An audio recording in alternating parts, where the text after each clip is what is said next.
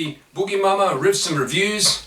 Today we'll be reviewing Led Zeppelin 2, the deluxe version, and most people would have heard Led Zeppelin 2 before. If you haven't, you need to buy it. It was the first Led Zeppelin album I ever bought, Led Zeppelin 2, and the first Zeppelin song I heard was actually on it, called Whole Lot of Love. And I remember my friend and I, before sports, we left school to go to the gym, and on the way home we went to his place, and his older brother had this awesome record collection, and we were like getting our protein and having a smoke and everything as schoolboys do before we go to the gym. And my friend said, "Mate, listen to this song," and he put on this record, and it was going, "Whole Lot of Love," and it had that slide in it, "Meow, whole lot of love," meow. And I thought, that is the coolest thing I've ever heard. And so when I went to buy a Zeppelin album, of course I got the one with Whole Lot of Love on it. So Led Zeppelin 2 was released in 1969 on the 22nd of October, and as most people know, they brought out Led Zeppelin 1 before they were famous, and it was a huge success. So the record company asked them to record another record, and this time it was recorded on the road. Recording sessions took place in several locations in the UK as well as America. And apparently I heard a rumour, hopefully I don't get some bad comments here, but apparently I read a rumour as well that some of the recordings actually took place on Page's houseboat. So there's a fun fact for you there. Now, in this album, this was Led Zeppelin evolving from more of a blues-based to riff-based music. It's a bit more heavy metal. Some people call this album heavy metal. And one of the things I like to do on my channel is just to come up with some little untold stories and fun facts. So hopefully that Pagey story is true. And Pagey actually bought a Les Paul before recording this. As most of you know, Jimmy Page had a Fender Telecaster with all the artwork on it, and for the first album, that's why it sounds a bit more high-endy. And then you put on the first song of Led Zeppelin 2, and it's Whole Lot of Love, and it's got that that riff that no one can get right except Pagey and Jonesy. And yeah, it was recorded. Most of this album was recorded with the Les Paul guitar that Jimmy Page bought from Joe Walsh. I just want to talk about a few songs. Firstly, I'm just talking about the original Led Zeppelin 2, which most of you have heard about before. I just wanted to touch on a couple of songs on the original Led Zeppelin 2.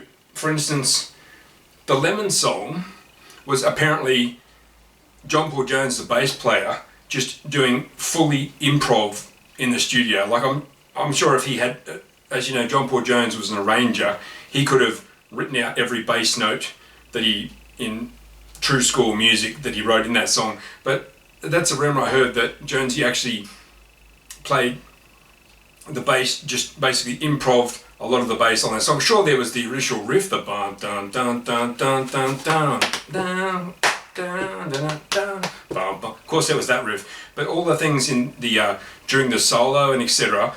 Apparently, that was John Paul Jones just winging it in the studio. And this is one of the best bands ever.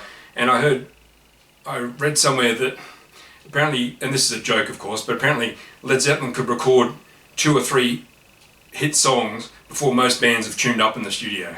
So, not sure if that's true, but one thing, a fun fact about the Lemon song as well, is when I heard Whole Lot of Love at my friend's place, and then I bought Led Zeppelin 2 on cassette tape, and then I got my first ever job as an apprentice, and my boss was actually a bass player and a singer, and I bought Led Zeppelin with some of the money I bought, one of my first paychecks. And I went into my boss and I said, "Hey, that bass player from Led Zeppelin's good, isn't he?" And he goes, "Yeah." So he's like, "Of course." But I remember hearing the bass in the Lemon song, and I just thought, wow, these guys can really play.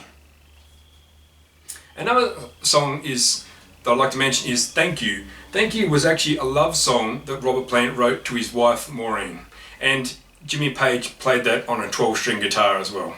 Fun fact. Another song that doesn't get much of a mention is Living Loving Maid. And that was apparently written about a groupie wearing a purple hat and had an umbrella apparently. But there are actually some cool little parts in that song. I remember when I played in a band years ago, my bass player said he heard a band cover that song live and they just really nailed it. So I don't think it's a bad song. It doesn't get much love. Now the cover.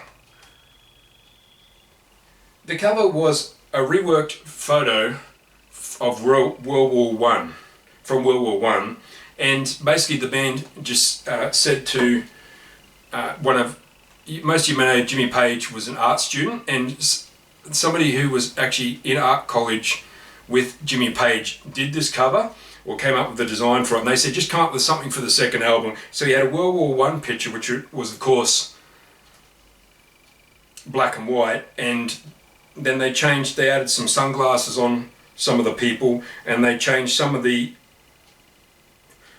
original people in the photo to the 4 band members. And fun fact here, one of the things that I've always wondered in this photo is who is that in the background with the blonde curly hair? I always wondered if it was Robert Plant, but then I thought, no, that's Robert Plant sitting there. So who is the mystery person up the back with the blonde hair? I'll tell you right now. Boogie Mama Riffs and Reviews. The blonde hair woman is actually a French lady named Delphine Seyrig. Hopefully I got that right. And the ironic part is she was actually an anti-war activist. So they put her on the cover just to be ironic about it all. But that's what it obviously was a black and white photo, and they put a brown filter over it, and then they call this one, and they put the Zeppelin image, of course, the Zeppelin balloon, and they call this the Brown Bomber album. Now, as we flip it over, so to speak, we come to the Led Zeppelin Deluxe edition, and this is the part I wanted to get to in this that not many people talk about. And Jimmy Page was actually quoted in this as saying, "It's a portal in time, works in progress, rough mixes, backing tracks, and alternate versions." So when you hear these, on my version here, I actually have 13 tracks. I researched it and I found how I could get an extra track, so I'll say more about that in a minute. On the deluxe side, where you have previously unreleased songs as well as outtakes, you could say, there's actually 2 versions of Whole Lotta Love on this. And if you listen to it closely, somehow I believe that perhaps Eddie Kramer in the studio, or whoever was mixing it, somehow there's 2 versions of this Whole Lotta Love, and if you listen to both of them and then hear the one they released officially, somehow they put those 2 versions of Whole Lotta Love together and made that one song, because you can hear parts of the verse that are in one version and not in the other, and that's what they put in the original, I believe, but don't quote me on that. And one of the versions has no solo, so you can hear that was obviously the first time they played it through. Pagey was just playing the dun dun dun dun with the rest of the band, dun dun, and he overdubbed the solo later. Another song I'd like to talk about is What Is and What Should Never Be. Apparently one of Robert Plant's favourite songs on the album, and John Paul Jones is one of his favourites, how it just had that sort of quiet jazz part in the verse and then it rocked up in the chorus, and that was one of Jonesy's favourites to play apparently. And there's 2 versions of What Is and What Should Never Be on the deluxe edition. Another song I'd like to mention, I know I mentioned this before, was Thank You is actually on there, but it's just a backing track. There's no vocals, and as I said before, Pagey played an acoustic guitar as well as a 12-string guitar on that. Heartbreaker is another song that's on the deluxe edition, and Heartbreaker actually has a different guitar solo in it if you listen carefully. Now, one of my favourite songs, not the favourite, it's like picking a favourite child, how can you do it? But one of my favourite songs on this album is Ramble On, and there's 2 versions on the deluxe edition. And the first and second one have no solo. You can just hear the rhythm. You may have heard that at the start of the intro of this, one of those versions of Ramble On. And fun fact, here on Boogie Mama Riffs, the fun fact, during the verse, when you can hear that percussion where it's just going like that, dun, dun, dun.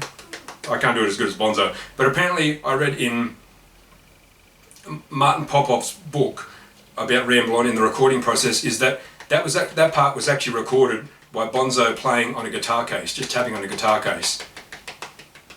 And they recorded it. So fun fact for you there.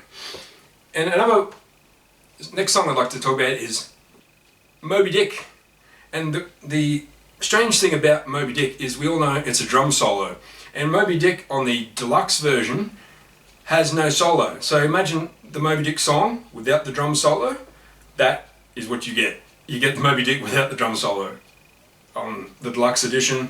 And it's actually, I'm thinking one of its reasonings for that is they were traveling to all these different studios and that. And if you look on the internet, you'll see there's a longer version of that drum solo called Pat's Delight, which normally the drum solo has some bare hands playing and it goes for about 3 minutes or so. But the other version of Pat's Delight is more like 12 or 13 minutes, where Bonzo has a lot more actual drum work where he's using the sticks. So that's a shortened version of Pat's Delight. But there is no drum solo on the deluxe version side, or on the second CD there. Now, to get to my favourite 2 songs on the deluxe edition is a song called La La, and it's also known as intro outro song, which is basically an unfinished treasure. La La, I love that song. You would have heard it at the start of the intro, and yeah, I just love that song. It's something that was a work in progress. Obviously they didn't have time to put the lyrics on, and for some reason they couldn't quite get it to fit on the album. So I'm so glad they brought back songs like that. That's one of my favourite Zeppelin songs is La La. I just love these little instrumental bits they put back in, and we'll talk about some other deluxe editions in the future. And the last song I'd like to talk about, which is on my version, song number 13, is Sugar Mama. Now, you would have heard that in the intro as well. Now, Sugar Mama was recorded in 1968 when they were recording the first Zeppelin album, but they couldn't find a way to fit it in for some reason. But it was recorded, the year before in '68, and for some reason